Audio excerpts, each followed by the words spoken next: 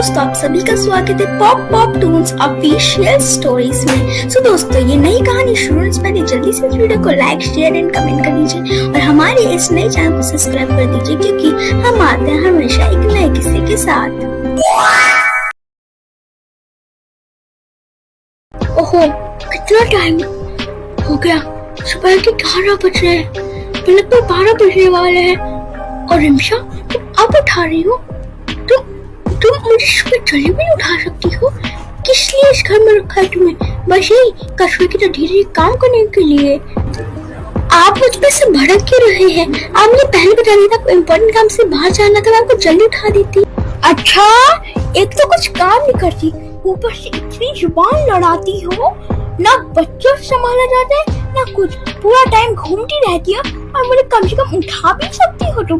कैसी औरत हो तुम लगता है पत्नी बनने के लायक ही नहीं हो।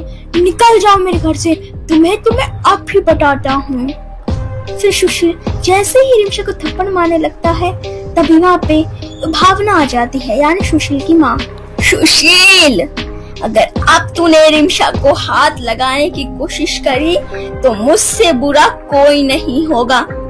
तू क्या कोई छोटा बच्चा है जो खुद उठ नहीं सकता, या दूध की चम्मच पिलाकर तुम्हें उठाना पड़ेगा? चलो बहू यहाँ से।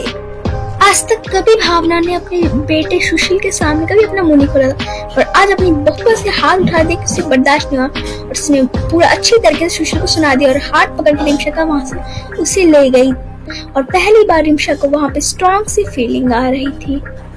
ये रिमशा की बच्ची भड़का दी ना मेरी माँ को। भड़का के रखी है, तभी तो मेरी माँ ने आज तक मुझसे कभी ऐसी बात नहीं कर। लगता है इस रिमशा चिमटा का कुछ करना पड़ेगा, नहीं तो मेरा दिन भर सर पे चढ़ती जाएगी। बहू, ये आज क्या हुआ? अगर मैं आज टाइम पे नहीं तो तुम जानती हो क्या होता तुम्हारे साथ? मैं थप्पड़ वो मारने लगा था। कभी बहू खुद के लिए भी आवाज उठाना जरूरी होता है। तुम इस घर में भीगी बिल्ली बने नहीं आई हो। आप खुद को स्ट्रॉन्ग बनाओ और जाके अच्छे से सारा काम खत्म करो, समझी? ठीक है माँ जी, अब से मैं ध्यान रखूंगी। चल ये सब छोड़ रिमशा, मैं अपनी दोस्त बगल वाली पड़ोसी नैनावती के साथ थोड़ा टहलने जा रही हूँ। तब तक तू ध्यान रखना, ठीक है? और हाँ, एकदम स्ट्रॉन्ग रहना, क्योंकि मैं भी तुम्हारे साथ खड़ी हूँ। रिमशा को अभी भी बहुत दुख हो रहा था कि आज उसके पति ने उस पर हाथ उठाया था। इसे तो बहुत ही डर रही थी। उसकी माँ जी ने तो उसे सेफ कर लिया था, अब वो आगे क्या करेगी पता नहीं।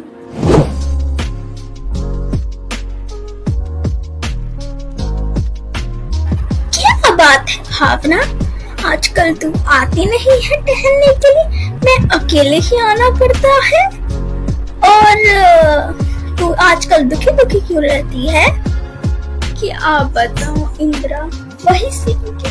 आज तो मेरा बेटा अपनी मेरी बहू पे थप्पड़ मारने लगा था। अगर मैं टाइम पे नहीं पहुंचती तो पता नहीं क्या होता। हाँ भावना, ये तो बहुत बुरी बात है।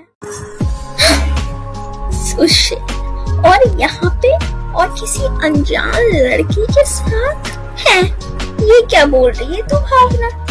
अब आज तो संडे है और तेरा सुशील तो शायद किसी ऑफिस के काम से गया है, उसको ऑफिस में होना चाहिए, और ये यहाँ पे पार्क में, और वो भी इस पार्क में। मैं झूठ नहीं बोल रही थी इंदिरा, वहाँ पे मैं तो अपने बेटे को अच्छे से पहचानती हूँ, वो जरूर सुशील ही है।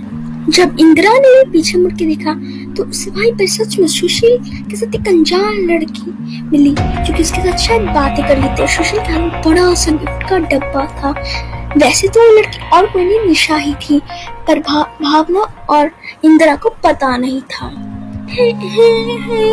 सुशील और किसी और के साथ कभी नहीं सोचा था कि अपना जिगर का टुकड़ा है इतना काला कोयला निकलेगा। अब मैं क्या करूं? अरे उफ, बात तो यहाँ तक आ पहुंची है। देख भावना, तुमने अपने बेटे की सच्चाई जान ली, ये बात किसी को पता नहीं चलना चाहिए, नहीं तो अब तुम्हारा बेटा होशियार हो जाएगा। तो दूसरी बात, कि इन दोनों की फोटो खींच ले कि वक्त आने पे रिमशा को सच्चाई बता सके। चल फोन निकाल, अभी जल्दी से फोटो खींच ले। अब यही मौका रह गया है। इंदिरा के कहने पे भाग ढेर सारी 3-4 फोटो की ले लेती है जब सुशील एक अनजान लड़की से मिला हुआ होता है। इतने टाइम के बाद बाहर आई हूँ संडे को।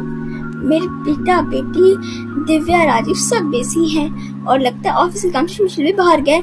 माँ जी भी अपने वॉक पे गई हुई है।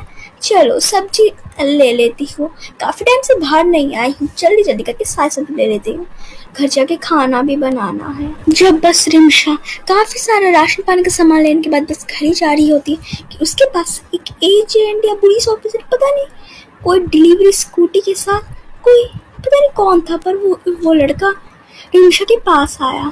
एक्सक्यूज मी, आप मुझे यहाँ पे इसी कॉलोनी में फ्लैट नंबर रूम नंबर 3 का बता सकते हैं कि वो कहाँ है? हाँ, ये कौन है और ये जो घर का एड्रेस बता रहे ये तो हमारा घर है, पर ये पूछ भी रहा है। लगता है जरूर कोई काम होगा, मैं इसको बता देती हूँ कहाँ पर है। हाँ, सीधा जाके राइट टू लेफ्ट ले लेना, वहीं पर ही है आपका दिया गया एड्रेस का घर। फिर वो पर्सन या फिर वो जो भी था वो जल्दी जल्दी अपनी डिलीवरी वाली स्कूटी खोलता है और उस एड्रेस की तरफ जाना चाहता है। ऐसा लगता है बहुत इंपॉर्टेंट डिलीवरी पहुंचानी है। अरे बाप रे, इतनी सारी डिलीवरी देना होगा। सबसे पहले तो यही करते हैं, इस घर को मैं सबसे लास्ट में इनका डिलीवरी कर दूँ। सबसे पहले मैं बाकी घर का डिलीवरी करके आता हूँ। ओह, तो सुशील के घर में से किसी ने कुछ ऑर्डर किया था, तो लगता है वो डिलीवरी वाला बॉय उनका ऑर्डर लगता है रात में देने के लिए आएगा, क्योंकि शायद उससे बाद के डिलीवरी ऑर्डर भी तो कंप्लीट करने होंगे ना। चलिए अब आगे देखते हैं।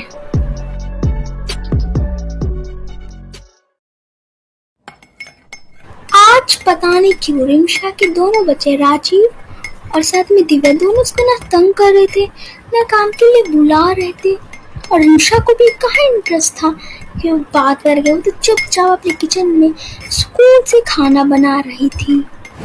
अब रिमशा तो माँ है, अपने बच्चों की तो चिंता तो होगी ही, इसलिए अगर दोनों के कमरे में जाकर देखने जा रही थी कि वो क्या कर रहे हैं। दिव्या, तुम्हारा भाई राजीव तो पढ़ाई कर रहा है, तो तुम क्यों टैब के पीछे पड़ी हुई हो? जाओ तुम भी जाकर पढ़ाई करो, समझी?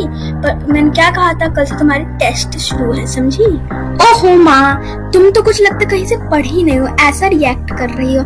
तो सुनो, मैं अभी टैब इसलिए चला रही हूँ क्योंकि मैंने तब से सारे फाइल्स वगैरह सारा काम कंप्लीट करके रखा है, और तुम्हारा पढ़ाकू बेटा अभी तक पढ़ ही रहा है। मेरे सारी पढ़ाई उन्हें बाद में टैब करो। तुम तो जानते भी नहीं कि पढ़ाई के लिए ब्रेक भी लेना चाहिए। खैर जाओ यहाँ से और टेस्टी डिनर बनाओ। पता नहीं क्यों राजीव ने आज अपनी माँ को हाँ हूँ ये वो कुछ नहीं कहा। वो लगता है चुपचाप पढ़ाई करता, लगता है उसका पढ़ाई में मन लगने लगा है।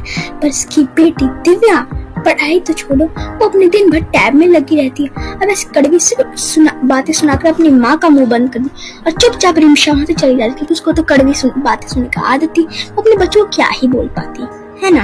अभी बस रिमशा घर के मेन डोर से गुजर ही रही थी कि मेन डोर पे लग रहा था कि कोई जोर जोर से नॉक कर रहा है।